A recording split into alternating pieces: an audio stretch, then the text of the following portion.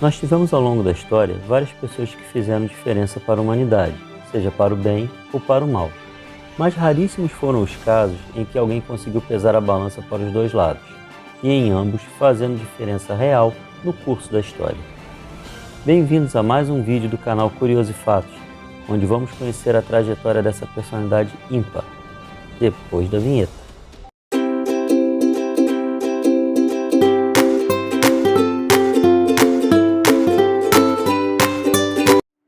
Bom pessoal, antes de começar não se esqueçam de deixar um like, se inscrever no canal e ativar o sininho, que isso ajuda muito a gente.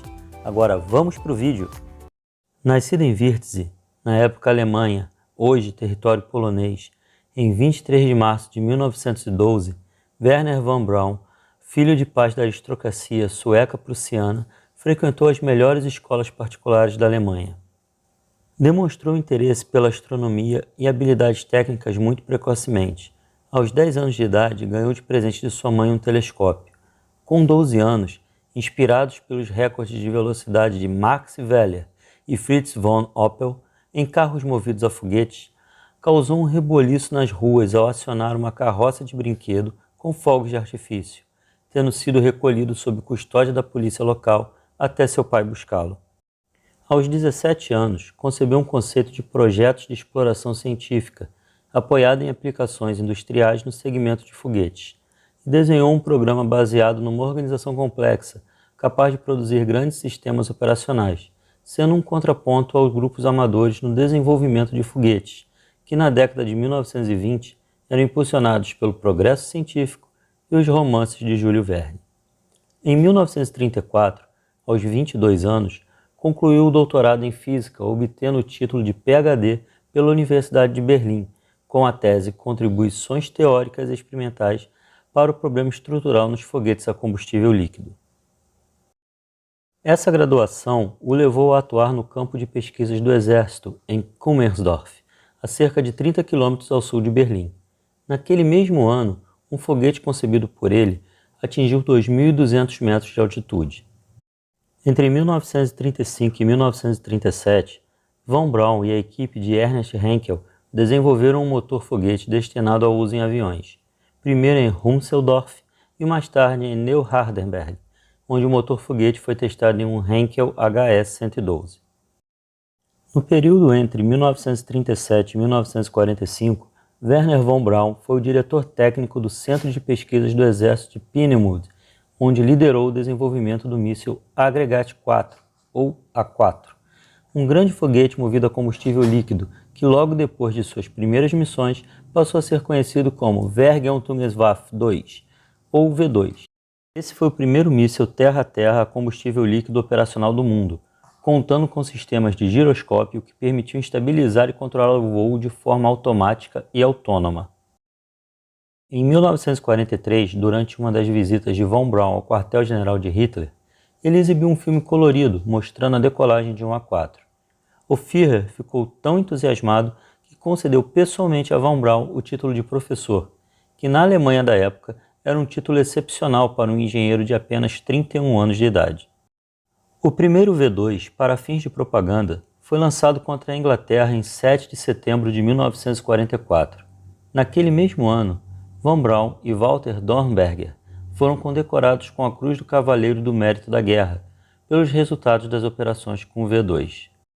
Pouco mais de 3.200 V2 foram lançados, tendo sido disparados aproximadamente 1.358 foguetes contra Londres e 1.610 contra Antuérpia, o que tornou esses dois pontos os principais alvos dos ataques. Os lançamentos se seguiram até 27 de março de 1945, quando os dois últimos foguetes foram lançados contra Londres. Somente em Londres, os V2 causaram 2.511 mortes e deixaram 3.869 feridos gravemente. Em 1945, o V2 passou a ser o primeiro foguete a ultrapassar o limite oficial de espaço, atingindo 200 km de altitude. Em 1945, von Braun se entrega a tropas americanas juntamente com sua equipe, tendo sido secretamente transferidos naquele mesmo ano para os Estados Unidos, com históricos falsos para encobrir o envolvimento deles com o Partido Nazista, para que assim pudessem trabalhar livremente em solo americano. Como parte do projeto Hermes, ajudaram na reconstrução, montagem e lançamento de um considerável número de foguetes V2 que haviam sido trazidos da Alemanha. Entre 1950 e 1956, Von Braun liderou a equipe de desenvolvimento de foguetes do Exército no Redstone Arsenal, resultando no foguete Redstone, que foi utilizado no primeiro teste real de míssil balístico nuclear conduzido pelos Estados Unidos. Von Braun também liderou sua equipe no desenvolvimento do foguete Júpiter-C, um Redstone modificado. Este foi o foguete utilizado para lançar o primeiro satélite norte-americano, o Explorer-1, em 31 de janeiro de 1958, no evento que é considerado o nascimento do programa espacial norte-americano. Em 1958, a equipe de desenvolvimento liderada por Von Braun foi transferida para a recém-criada NASA, onde o primeiro grande programa, atendendo a uma exigência de Von Braun para a transferência, foi o desenvolvimento dos foguetes Saturno, para transportar cargas úteis maiores para além da órbita da Terra. A partir daí, o programa Apollo para voos tripulados à Lua foi desenvolvido. O seu sonho de conduzir a espécie humana a pousar na Lua se tornou realidade em 16 de julho de 1969, quando um foguete Saturno lançou a tripulação da Apollo 11 em sua missão histórica. Em 1970, Von Braun foi promovido ao posto de diretor associado de planejamento no escritório central da NASA, o que o fez se mudar com sua família para Washington.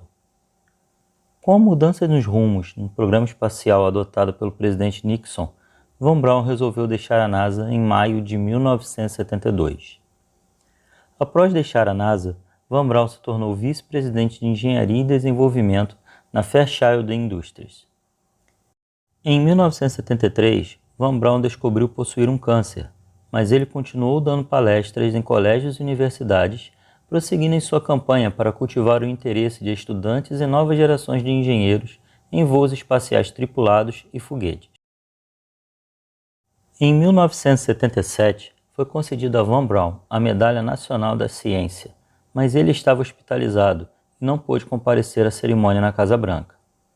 Com isso, ele alcançou o feito de ser condecorado tanto pelo regime nazista como pelo governo norte-americano, um pelo desenvolvimento de uma arma e outro pelo desenvolvimento científico. Em 16 de junho de 1977, Wernher von Braun morreu de câncer em Alexandria, na Virgínia, aos 65 anos de idade, tendo sido sepultado no cemitério de Ivy Hill. Wernher von Braun foi um herói nas trevas e um herói na luz, um gênio, uma mente sem igual, o responsável por muitas mortes, mas também por nos abrir as portas para um futuro que ainda não alcançamos. Bom pessoal, é isso aí. Não se esqueça de deixar nos comentários o que você achou do vídeo, de dar um joinha e se inscrever no canal. Até o próximo vídeo.